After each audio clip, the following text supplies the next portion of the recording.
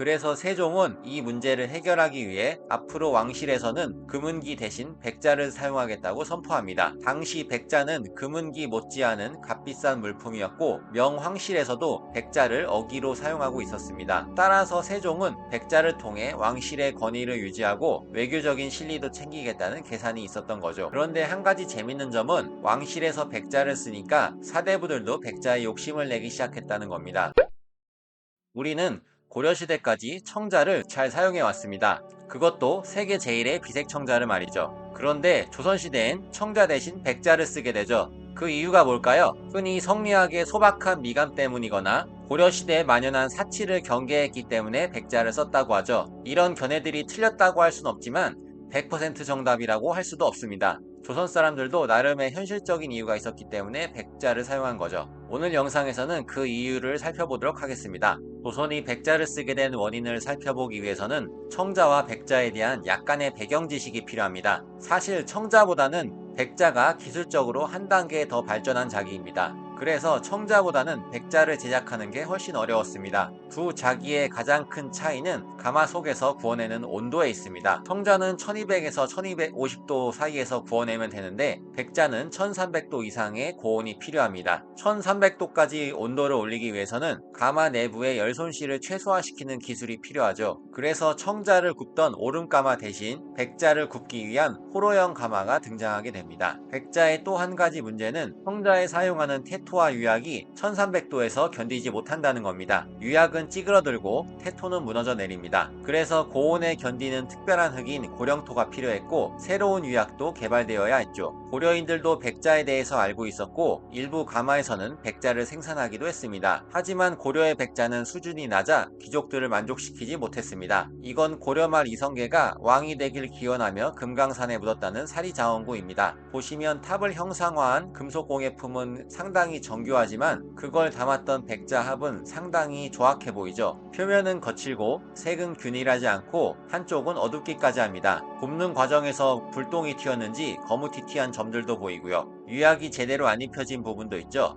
이게 고려 백자의 수준입니다. 고려는 망하기 직전까지 제대로 된 백자를 만들지 못했다는 거죠. 조선 초에 유행한 분청사기도 청자에서 백자로 넘어가는 과도기적인 성격이 있다고 해석됩니다. 백자를 만들지 못하니 임시방편으로 백토를 칠해서 하얗게 만든 거죠. 그래도 분청사기는 나름대로 인정받으며 하나의 장르를 형성했습니다. 인화문 기법이나 덤벙 기법, 귀할 기법 등 여러가지 기술적 시도가 이루어지며 한국 도자사에서 사랑받는 존재가 되었죠. 그런데 이렇게나 만들기 어려운 백자를 조선 사람들이 원했던 이유는 뭘까요? 그건 당시 국제사회의 흐름과도 관련이 있습니다. 고려 후기 유라시아를 제패했던 몽골족은 농경민인 한족과 달리 흰색을 선호했습니다. 그들은 흰색을 좋아해서 불교 사찰의 탑도 흰색이고 자신들이 머무는 게르도 흰색으로 만들었습니다. 몽골 문화에서 흰색은 순결, 존귀함, 고귀함, 풍요, 행복을 상징하거든요. 이들이 세운 원제국에서 청자 대신 백자가 주류로 떠오른 건 당연한 이치겠지요. 그런데 이렇게 새하얀 백자를 보니 기왕이면 여기에 그림까지 그리면 더 좋겠다는 욕심이 생기게 됩니다. 문제는 안료들이 1300도의 고온에서 버티지 못하고 모두 타버린다는 거죠. 버틸 수 있는 안료를 굳이 찾는다면 철과 동이 있는데 철도 자칫하면 검게 타버리고 동은 휘발성이 강해서 쉽게 날아가 버리는 경우가 많았죠. 뜨거운 가마에서 안정적으로 색을 낸다는 게 쉽지 않았던 겁니다. 이 문제를 해결한 사람들은 당시 색목인이라 불렸던 이슬람 지역 사람들입니다. 이들은 자기들의 고향인 서아시아에서 코발트를 수입하여 이걸로 백자의 그림을 그리게 합니다. 그러자 백자의 흰색 바탕에 어울리는 선명하고 산뜻한 푸른색이 나왔던 거죠. 이렇게 코발트로 그림을 그려 장식한 백자를 청화백자라 하는데 중국뿐만 아니라 세계 각국에서 어마어마한 인기를 누렸습니다. 이런 흐름은 명나라가 세워진 이후에도 계속되었죠. 한편 조선은 명에 조공하고 책봉을 받으며 안정된 관계를 구축해 나갑니다. 그런데 명은 조선에 금과 은을 조공하라는 요구를 해옵니다. 이런 요구가 부담스러웠던 조선은 여러 차례 금은 조공을 면제시켜달라 요청했고 마침내 1429년 금은 조공을 면제받습니다. 그런데 문제는 당시 조선왕실이 금과 은으로 된 기물을 많이 사용하고 있었다는 겁니다. 만약 명예사신이 이걸 안다면 문제 삼을 수도 있는 사안이었던 거죠. 그래서 세종은 이 문제를 해결하기 위해 앞으로 왕실에서는 금은기 대신 백자를 사용하겠다고 선포합니다. 당시 백자는 금은기 못지않은 값비싼 물품이었고 명황실에서도 백자를 어기로 사용하고 있었습니다. 따라서 세종은 백자를 통해 왕실의 권위를 유지하고 외교적인 실리도 챙기겠다는 계산이 있었던 거죠. 그런데 여기서 세종이 쓰겠다고 한 백자는 명에서 수입하거나 황제에게 하사받은 수준의 상품 백자를 말합니다. 당시 조선의 기술로는 아직 그런 백자를 만들기 버거웠습니다. 경기도 광주나 전라도 남원, 경상도 고령 등지의 상품 자기소에서 생산은 하고 있었지만 양이 적어 수요를 맞추기 쉽지 않았죠. 게다가 코발트로 구운 청화백자는 더더욱 생산이 어려웠습니다. 따라서 당시 백자는 왕실과 극소수의 고위 관료 정도만 사용했을 것으로 추정됩니다. 청화백자는 말할 것도 없겠죠. 그런데 한 가지 재밌는 점은 왕실에서 백자를 쓰니까 사대부들도 백자에 욕심을 내기 시작했다는 겁니다. 요즘 인스타그램에 평범한 사람들이 해외여행 사진 올리고 5성급 호텔에서 휴가를 보내는 사진을 올리고 명품이나 외제차 사진 올리고 오마카세 먹는다고 자랑하는 현상과 유사한 거죠. 모두 부유한 상위 계층을 따라하려는 모방 심리의 일종입니다. 당시 기록을 찾아보면 사대부들이 백자를 원했던 정황을 살펴볼 수 있습니다. 대표적으로 세종대 육진을 개척한 김종서의 일화가 있습니다. 김종서는 1445년 도순찰사로 고령을 방문하여 그곳 현감인 김숙자와 만나게 됩니다. 그런데 그곳에 있던 백자 하나가 김종서의 마음에 들었나 봅니다. 체면상 차마 달라고 말은 못하고 괜히 고령의 백자가 좋다는 말만 여러 차례 합니다. 그런데 김숙자는 눈치가 없었는지 그 말의 뜻을 이해하지 못했고 김종서는 결국 빈손으로 떠나게 되죠. 그런데 이 김종서라는 인물이 상당히 뒤끝이 있었던 것 같아요. 나중에 한양으로 돌아와서 여기저기 김숙자를 비난하고 다닙니다. 육진을 개척하는 공을 세운 인물이지만 이런 기록을 보면 무력이 상당하고 인품도 별로였던 것 같죠. 아무튼 당시 양반들이 백자를 어떻게 생각했는지 알 수 있는 좋은 사례입니다. 다행히 시간이 지나면서 조선에서도 백자 생산량이 점점 늘어났고 어느 정도 수요를 맞출 수 있었습니다. 다만 청화백자는 여전히 귀했기에 수입산도 많이 쓰였습니다. 서울 시내 여러 유적지에서 출토되는 중국산 청화백자들이 그런 정황을 말해주고 있죠. 이런 여러 가지 정황으로 볼 때 조선의 백자가 성리학의 청빈이나 검소함을 추구하는 미감에서 비롯되었다는 인식은 다시 생각해 볼 필요가 있을 것 같습니다. 그리고 이번 영상에서 다루지 않았지만 고려 말 외구의 침입으로 해안가에 있던 고려 청자 가마들의 대부분이 폐쇄되거나 어려움을 겪었고 그로 인해 청자가 쇠퇴했다는 연구도 제법 있습니다. 그러면 오늘의 영상은 이것으로 마치도록 하겠습니다. 시청해주셔서 감사드립니다.